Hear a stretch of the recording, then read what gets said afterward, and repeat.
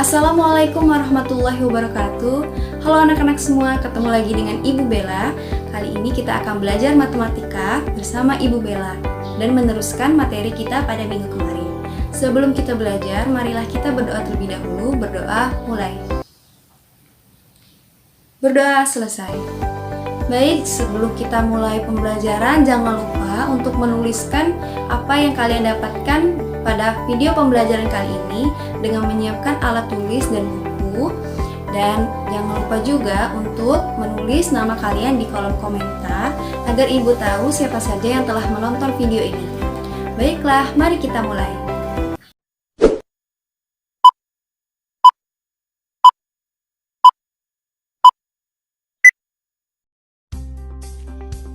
Seorang pengamat statistika mengamati dua kota, yaitu kota A dan kota B.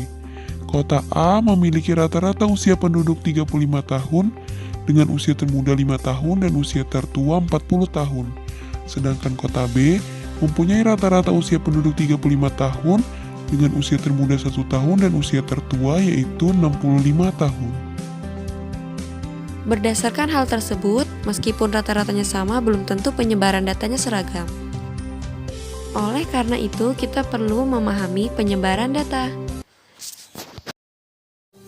Pada video sebelumnya, kita telah mempelajari tentang menganalisis data dari tabel dan diagram, menentukan rata-rata atau mean, menentukan median atau modus. Nah, pada kali ini kita akan menentukan ukuran penyebaran data. Nah, bagaimana sih ukuran penyebaran data tersebut? Mari simak video pembelajaran ini. Tujuan pembelajaran kita pada hari ini adalah sebagai berikut.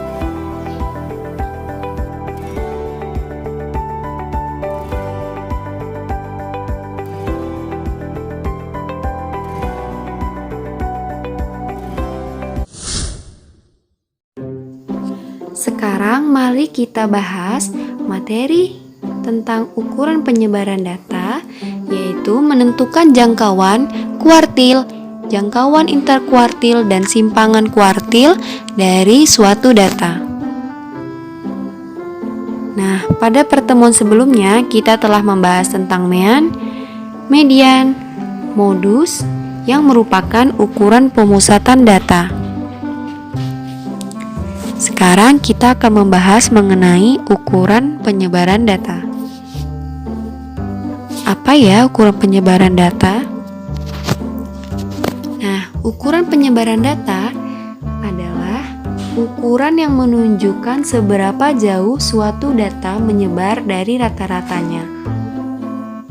Ukuran penyebaran data terdiri dari jangkauan kuartil, jangkauan interkuartil, dan simpangan kuartil yang akan kita bahas pada video ini.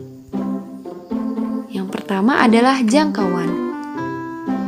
Jangkauan suatu data adalah selisih nilai tertinggi dengan nilai terendah dari suatu data.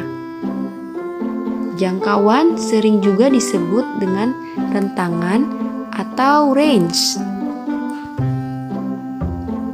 Jangkauan dapat dicari dengan cara nilai tertinggi data dikurang dengan nilai terendah dari data, atau biasa disimbolkan dengan J sama dengan X max dikurang X min. Contoh, tentukanlah jangkauan atau range dari data berikut: 6, 7, 9, 9, 5, 6, 4, 7, 10, 6, 8. Nah, hal yang perlu kita lakukan adalah mengidentifikasi nilai mana yang paling besar dan nilai mana yang paling kecil. Oke, karena nilai yang paling kecil adalah 4 dan nilai yang paling besar adalah 10, maka jangkauannya adalah X max dikurang X min. 10 dikurang 4 sama dengan 6. Maka jangkauan dari data ini adalah 6. Selanjutnya, kuartil. Kuartil adalah nilai yang membagi data menjadi 4 bagian yang sama banyak datanya setelah diurutkan. Jadi kuartil juga harus diurutkan ya, sama dengan cara kita mencari median. Oke, benar sekali. Nah, kuartil terdiri dari kuartil bawah atau Q1 kuartil tengah Q2, dan kuartil atas Q3. Nah, di sini kuartil tadi adalah nilai yang membagi data menjadi 4 bagian yang sama banyak datanya. Jadi, di antara kuartil bawah, kuartil tengah, dan kuartil atas ini terdapat 1/4 dari datanya yang dikelompokkan menjadi kelompok 1 1/4 data, kelompok 2 1/4 data, kelompok 3 juga 1/4 data, dan kelompok 4 1/4 data. Dan kuartil ini terletak di tengah-tengah antar kelompok ini. Nah, contohnya seperti ini. Ada data 3, 4, 4, 5, 5, dan seterusnya. Maka ketika kita ingin menentukan kuartil bawah, kuartil tengah, dan kuartil atas, kita tentukan terlebih dahulu Q2-nya atau nilai tengahnya. Nah, kuartil tengah ini sering juga disebut dengan median. Oke, jadi dari data ini mediannya adalah 6. Nah, untuk menentukan Q1 dan Q3-nya, kita harus membagi data ini menjadi 4 bagian sama besar.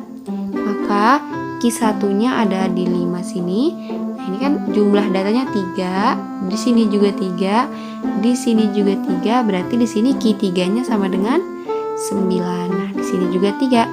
Jadi membagi 4 bagian yang sama banyak. Selanjutnya, untuk menentukan kuartil bawah, kuartil tengah, dan kuartil atas, itu sama seperti kita menentukan median. Kita harus tahu dulu data itu ganjil atau genap. Untuk kuartil bawah Q1, untuk N ganjil, jika banyaknya data ganjil, maka Q1-nya terletak pada data ke 1/4 N plus 1. Nah, misalnya datanya jumlahnya 7, berarti nanti Q1-nya terletak pada data ke 7 tambah 1, 8 bagi 4, 2, ke 2. Itu ya. Nah, sekarang jika N-nya genap, untuk N genap, maka Q1 terletak pada data ke 1/4 N plus 2. Selanjutnya, untuk menentukan kuartil tengah, sebenarnya kuartil tengah atau Q2 ini sama dengan menentukan median dari data tersebut. Untuk N ganjil, maka terletak pada data ke N plus 1 dibagi 2. Sedangkan untuk data N genap, Q2-nya terletak pada data ke nilai ke N per 2 ditambah nilai ke N per 2 plus 1 dibagi 2. Untuk kuartil atas, jika N-nya ganjil, maka kuartil atasnya atau Q3 terletak pada data ke 3/4 dikali dengan N plus 1. Dan untuk N genap, Q3 terletak pada data ke 1/4 3N plus 2. Nah, langsung saja kita ke contoh soal kuartil. Yang A, tentukan kuartil bawah, kuartil tengah, dan kuartil atas dari data berikut. Yang A disajikan ada data 9, 3, 10, 6, 8, 2, dan 5. Nah, ini kita identifikasi dulu. Datanya ganjil atau genap. Sini datanya jumlahnya ada 7 ya. Berarti dia ganjil. Maka kita menggunakan rumus kuartil yang ganjil. Baik. Nah, sekarang kita urutkan terlebih dahulu datanya dari yang terkecil sampai yang terbesar. 2, 3, 5, 6, 8, 9, dan 10. Nah, N-nya sama dengan 7, yaitu ganjil. Q1 untuk N ganjil, yaitu data ke 1/4 N plus 1. Masukkan nilai N-nya 7, berarti 7 ditambah 1, 8 dikali 1/4, atau sama aja dengan 8 dibagi 4. Itu 2. Nah, jadi Q1-nya terletak di data kedua. Berarti data yang mana ya? 1, 2. Nah, 3 ini merupakan kuartil bawah dari data yang A. Selanjutnya kita menentukan Q2 atau median. Untuk N ganjil, yaitu terletak di data ke N plus 1 dibagi 2. Masukkan N-nya 7, ditambah 1, 8 dibagi 2. Itu ya, berarti 8 dibagi 2 sama dengan 4. Berarti Q2-nya atau medianya terletak pada data keempat. 1, 2, 3, 4. Nah, berarti 6 merupakan kuartil tengah dari data yang A. Selanjutnya Q3. Q3 atau kuartil bawah untuk N ganjil yaitu data ke 3/4 dikali N plus 1. Masukkan N-nya 7 ke sini, berarti 3/4 dikali 7 3/4 dikali 7 plus 1. 3/4 dikali 8 sama dengan 6. Oke ya, 3 kali 8, 24 bagi 4, 6. Jadi Q3-nya di data ke-6. 1, 2, 3, 4, 5, 6. Nah, 9 ini merupakan kuartil atas dari data yang A. Nah, kalau kita gambarkan seperti ini. Nah, ini kan membagi 4 bagian sama banyak ya. Nah, inilah dia. Q1-nya yaitu 3, Q2-nya 6, Q3-nya 9. Paham? Oke, sekarang lanjut yang B. Untuk yang B, kita harus menentukan kuartil bawah, kuartil tengah, dan kuartil atas dari data berikut. Nah, sama seperti yang A tadi, kita harus menentukan dulu urutan datanya, yaitu seperti ini. 2, 3, 4, 4, 5, 6, 7, 9, 10. Jadi diurutkan dari yang terkecil hingga yang terbesar. Lalu menentukan jumlah datanya. 1, 2, 3, 4, 5, 6, 7, 8, 9, 10. Nah, N-nya berarti 10. Maka karena 10 genap, berarti kita menentukan kuartil bawah, tengah, dan atasnya menggunakan rumus kuartil yang genap. Baiklah, untuk yang Q1, untuk N genap yaitu Q1-nya terletak di data ke 1/4 N plus 2. Nah, 10-nya ini masukkan ke dalam fungsi ini, berarti Q1-nya yaitu terletak di data ke 1/4 10 tambah 2. 10 tambah 2, 12 bagi 4, 3. Oke, berarti kuartil bawahnya terletak di data ketiga. 1, 2, 3. Oh, si 4 ini merupakan kuartil bawah dari data B. Selanjutnya kita menentukan Q2 atau median untuk N genap, yaitu data ke N per 2 ditambah data ke N per 2 plus 1 dibagi dengan 2. Oke, kita masukkan N-nya 10. Maka Q2-nya adalah data ke 10 bagi 2, 5, data ke 5 ditambah data ke 10 bagi 2 tambah 1, 5 tambah 1, 6. Berarti data ke-5 ditambah data ke-6 dibagi dengan 2. 1, 2, 3, 4, 5. 5. Nah, kebetulan data ke-5 nilainya 5, data ke-6 nilainya 6. Berarti Q2-nya 5 tambah 6 dibagi 2. Sekarang Q3. Nah, untuk Q3, jika N-nya genap, maka Q3-nya terletak di data ke 1/4 3N plus 2. Masukkan N-nya 10, berarti 1/4 dikali 30 tambah 2 atau 32 dibagi 4. Maka kuartil atasnya terletak di data ke-8. 1, 2, 3, 4, 5, 6, 7, 8. Nah, si 7 ini merupakan kuartil atas dari data yang B ini. Oke, perhatikan gambar berikut. Nah, kalau digambarkan Q1, Q2, dan Q3-nya terletak di nilai ini. Oke, nah ini membagi 4 bagian sama besar, sesuai dari definisi kuartil. Sehingga dapat disimpulkan bahwa kuartil bawahnya itu ada 4, kuartil tengahnya adalah 5,5, yaitu 5 tambah 6 dibagi 2, dan kuartil atasnya adalah 7. Baik, selanjutnya kita ke jangkauan interkuartil. Jangkauan interkuartil atau biasa disebut hamparan adalah selisih antar kuartil atas atau Q3 dengan kuartil bawah Q1. Jadi untuk mencari jangkauan interkuartil kalian harus menentukan terlebih dahulu Q3-nya mana dan Q1-nya mana dan dicari selisihnya.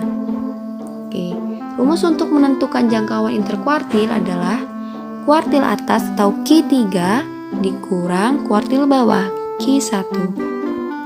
Contoh, nah misalkan ini adalah contoh soal yang A tadi yang telah kita bahas. Maka jangkauan interkuartilnya adalah Q3 dikurang Q1. Berarti 9 dikurang dengan 3. Oke, jangkauan interkuartilnya 6. Sangat mudah bukan? Nah, selanjutnya kita bahas simpangan kuartil. Simpangan kuartil atau QD adalah setengah dari jangkauan interkuartil. Kalau jangkauan interkuartil tadi Q3 dikurang Q1, maka simpangan kuartil ini adalah setengah dari Q3 dikurang Q1. Nah, simpangan kuartil ini bisa juga disebut jangkauan semi interkuartil. Oke, nah ini dia. Simpangan kuartil adalah setengah dikali Q3 dikurang Q1. Oke, simpangan kuartil ini dapat menunjukkan tingkat konsentrasi nilai pengamatan. Semakin kecil nilai simpangan kuartil, semakin tinggi tingkat konsentrasi nilai-nilai pengamatan yang berada di antara kuartil bawah dan kuartil atas. Dengan melihat simpangan kuartil, kita dapat mengetahui merata atau tidaknya nilai pengamatan.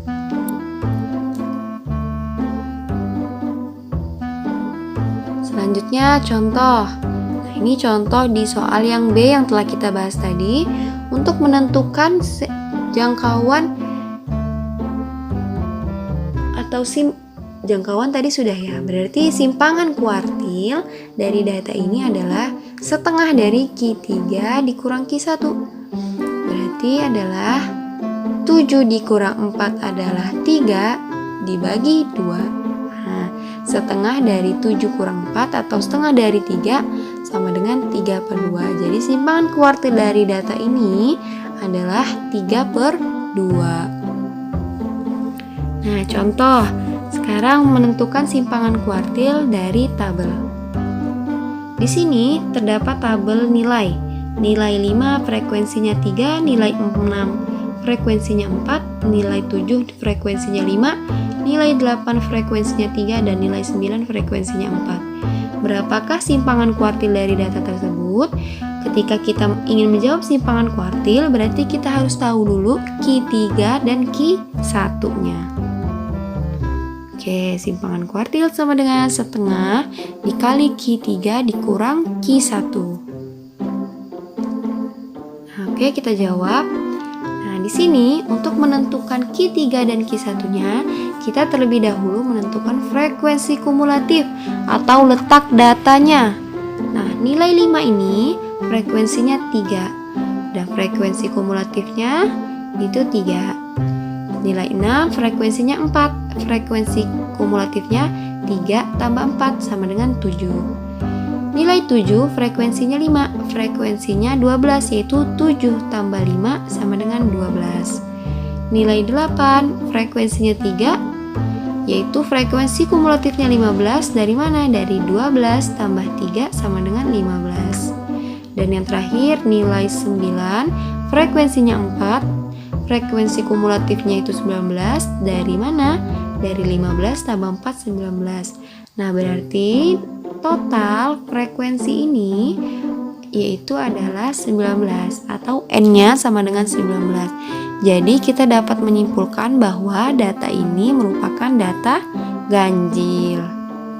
Oke.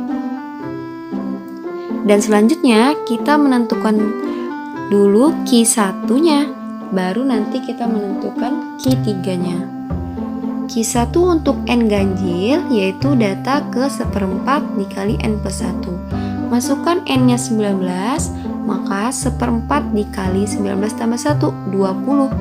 20 dibagi 4 sama dengan 5. Jadi kuartil bawahnya itu data kelima.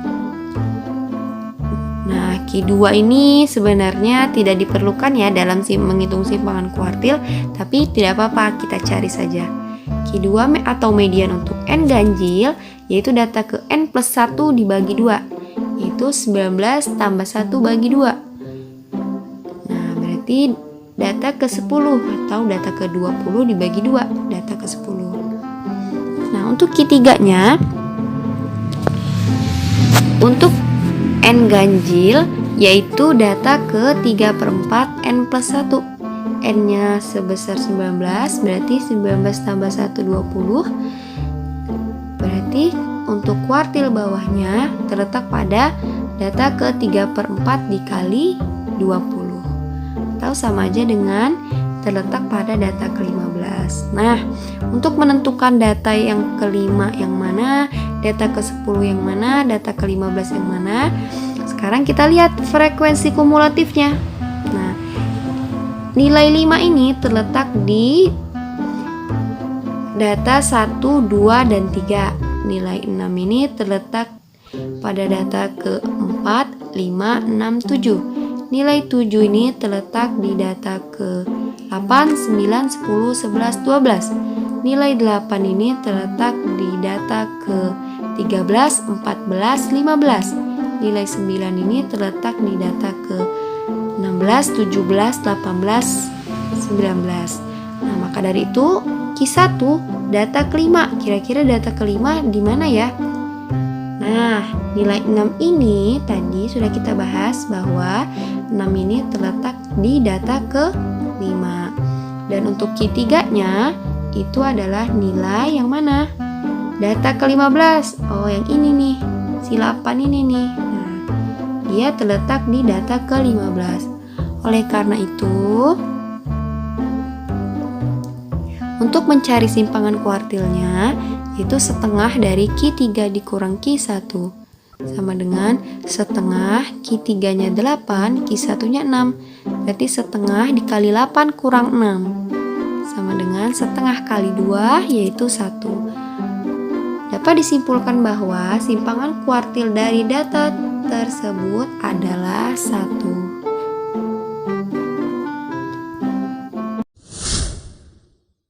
Baiklah, itulah tadi materi yang telah Ibu sampaikan. Nah, setelah ukuran penyebaran data ini, berakhir sudah materi kita tentang bab statistika. Apa saja yang telah kita pelajari di statistika? Yang pertama ada menganalisis data, yang kedua ada menentukan rata-rata dari suatu data, yang ketiga ada median, nilai tengah dan modus, nilai yang sering muncul, dan yang keempat ini adalah ukuran penyebaran data yang terdiri dari jangkauan, kuartil, jangkauan interkuartil, dan semi interkuartil. Baik anak-anak, jangan lupa untuk menyiapkan catatan ataupun rangkuman yang telah kalian buat. Sekian pembelajaran hari ini, terima kasih atas perhatiannya. Tetap semangat belajar dari rumah dan jangan lupa untuk menjaga protokol kesehatan agar mengurangi penyebaran virus corona. Sekian dari Ibu, terima kasih. Wassalamualaikum warahmatullahi wabarakatuh.